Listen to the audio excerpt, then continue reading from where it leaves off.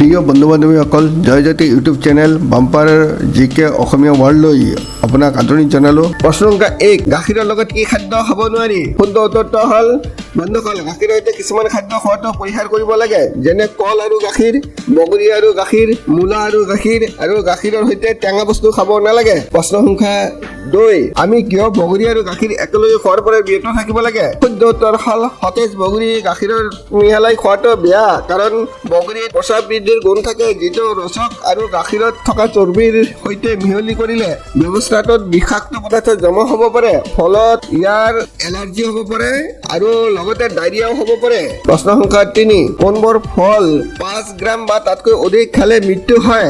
বন্ধুসকল, যাই ফল কম পৰিমাণে খালে নিৰাপদ, কিন্তু 2 চামুচ বা 5 গ্ৰামতকৈ অধিক খালে বিষাক্ততাৰ কিছু লক্ষণ দেখা দিব পাৰে।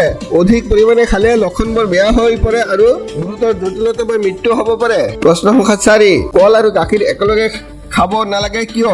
অনুগ্ৰহ কৰি চেনেলটো ছাবস্ক্ৰাইব কৰি বেল আইকনটো অন কৰি ৰাখিব, যাতে মোৰ নতুন নতুন ভিডিঅ'বোৰ তৎক্ষণাত পাব পাৰে। ভিডিঅ'টো লাইক আৰু শ্বেয়াৰ কৰিবলৈ নাপাহৰিব। শুদ্ধ উত্তৰটো হ'ল আয়ুৰ্বেদৰ মতে কল আৰু গাখীৰ একেলগে খালে খাদ্যৰ হজম আৰু বিপাকীয় ক্ৰিয়াৰ বাবে দায়বদ্ধ হত্যা অগ্নি বা জুই হ্ৰাস হ'ব পাৰে। কল আৰু গাখীৰ খোৱাটো চাইনাছৰ জমা হোৱাত অৰিহণা যোগায় আৰু আপোনাৰ শৰীৰৰ বিষাক্ত পদাৰ্থৰ উৎপাদন বৃদ্ধি কৰে বুলি আখ্যানমূলকভাৱে দাবী কৰা হৈছে। চোৱাৰ বাবে অশেষ ধন্যবাদ।